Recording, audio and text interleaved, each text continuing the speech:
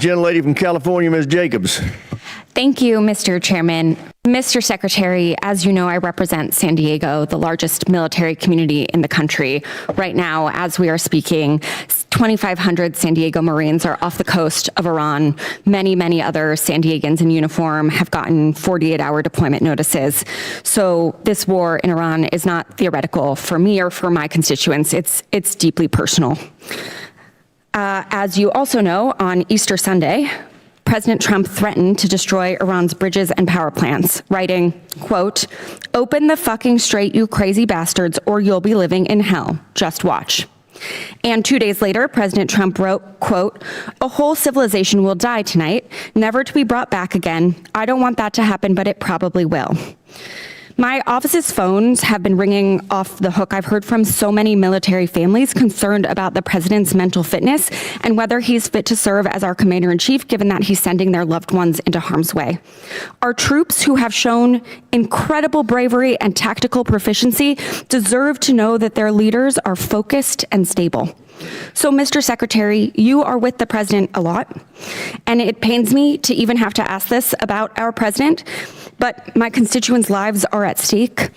Do you believe that the president is mentally stable enough to be the commander-in-chief? Did you ask the same question of Joe Biden for 4 years? Mr. Secretary, Joe Biden is not the president. Mr. Trump has been president for a year and a half, and I'm asking you did right not, now. and I won't even engage with the level of disparagement that you're putting on the commander-in-chief, who indeed is. Mr. Secretary, every single day. Mr. Secretary, Biden is not the president. He's the sharpest, most insightful commander-in-chief we've had in generations. And you want to compare, you want to ask that question after you and your fellow Democrats defended Joe Biden, who could barely speak and didn't know what day of the week it was? He governed through an auto pen. We had a Secretary of Defense who went AWOL for a week. I can't be gone for 10 days, for 10 minutes. I will reclaim my time. Gentlelady's time. She reclaimed it. So, as Mr. Jimenez said, we should be taking leaders at their word. So is there a reason that we should not be taking our leader at his word? Iran should not underestimate the will of President Trump and the United States military to achieve our mission. Okay, well, I want you to know this is not a partisan thing. In fact, many Democrats have had, many Republicans have had these same questions. Marjorie Taylor Greene said he's out of control and he's gone insane. Candace Owens said the 25th Amendment needs to be invoked. Megyn Kelly, Tucker Carlson, who you used to work with, Alex Jones, Stephanie Grisham, the list could go on.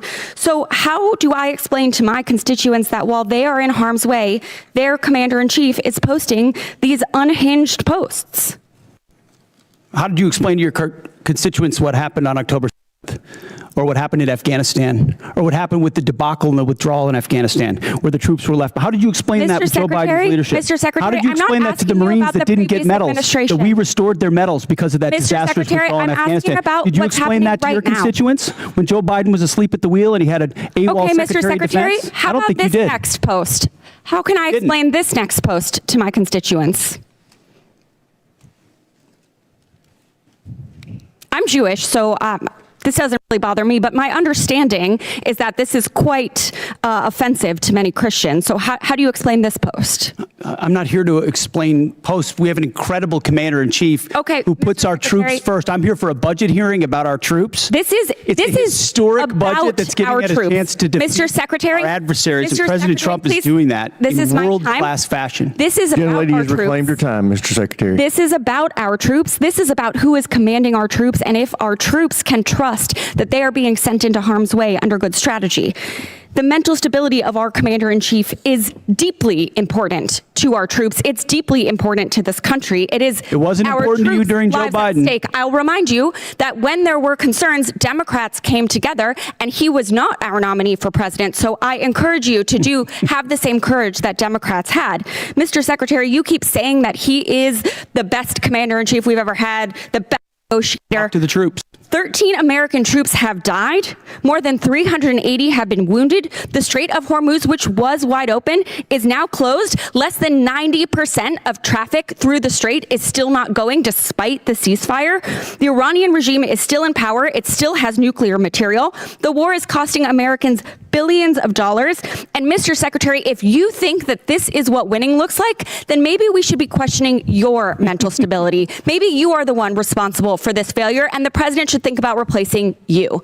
Sounds Mr. like- Chairman, I yield back. Gentlelady Cheering yields for the back. wrong Chair, I side, which is recognize not the gentlelady surprising. from Virginia, Ms. Kiggins. Thank you, Mr. Chair, and thank you to our witnesses for being with us. I have the privilege of representing Virginia's 2nd Congressional District, so Hampton Roads, home to a lot of our East Coast Navy. And I had the privilege of attending the VFA 106 Change of Command on Friday, which is our fleet replacement squadron for the F8, for the aging F-18s. But what an awesome event. And to talk to some of the Navy leadership that was there and to listen to them say firsthand just about the morale of the squadrons that are currently deployed on the USS Ford, specifically talking to leadership. A lot of our children serve. It's a family business for those of us in naval aviation. And they're like, don't believe the media. The morale's amazing. Those guys are doing tip of the spear mission work.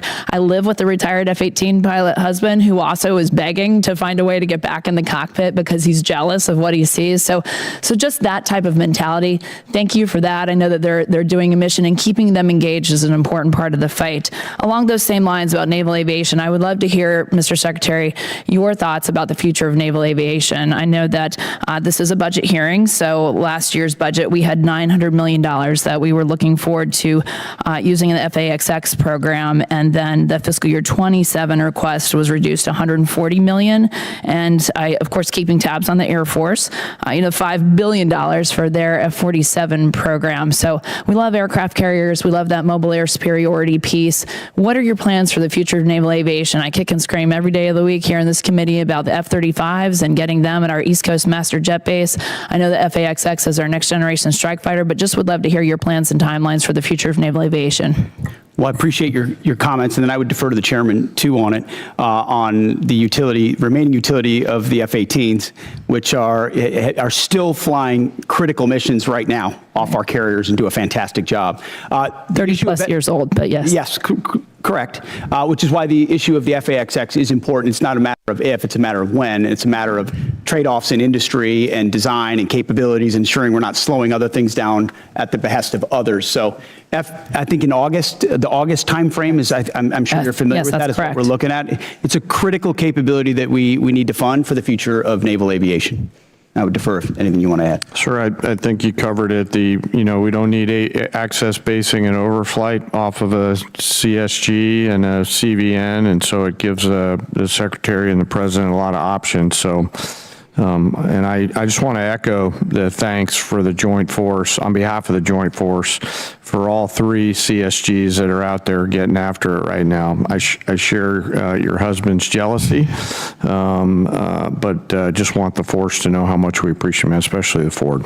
Thank you. Thanks very much, General. And then, Mr. Secretary, just again representing a big Navy district and having just a concern for the Navy, could you shed any light on why the Secretary of the Navy was relieved and what that timeline to replace him looks like for permanent leadership? I think that's one of the reasons why we struggle with even, I think, about the basing decisions and, again, naval aviation. And I wish we would talk more about just the contributions of our aviators. But could you shed any light on that issue? Well, as the President stated, we thank the previous Secretary for his service. Appreciate a lot of the initiatives that he undertook. Ultimately, it was time for a new leadership and a new direction as far as running fast toward those objectives, and so we made a change. And we think it's hard personnel is policy, and the sooner you identify, especially, we talked about general officers, as you're evaluating whether they're running with the mission they've been given, you got to make a change if they're not. The same with civilians, and in this case, we made that change. And any timeline to replace or have a new Secretary of the Navy? Well, right now we have an acting in Hung Kao who's did a fantastic job as the number 2, and he'll be acting for now. And I would imagine we'll know in due time. Thank you. And then General Kane, I know you're a VMI graduate, and I know you're watching some of the partisan attacks that have been going on with some of our senior military academies, specifically in Virginia. And I was wondering if you had any thoughts or have had any discussions about how we can remove some of our senior military academies from these partisan state politics.